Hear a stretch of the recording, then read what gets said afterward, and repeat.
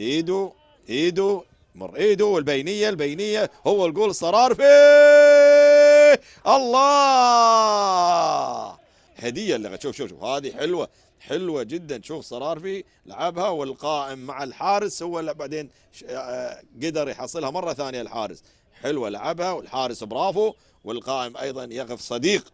سريعه تتمرر، صرارفي صرارفي بيسقط لكن عاليه وبعيده. شوف الصرارفي لعب له كره لكنها بعيده بعيده عن المرمى.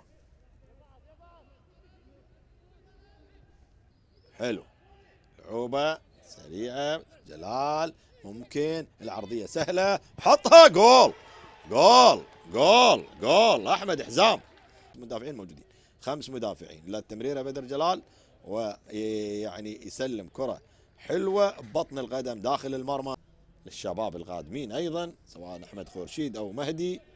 وهذه محاولة العربي، وممكن على الجول يقول له العب، واخيرا بيد عربي مرتدة سريعة. العربي 3، حزام حزام حزام ينهيها خلاص، ينهيها خلاص. هدف ثاني.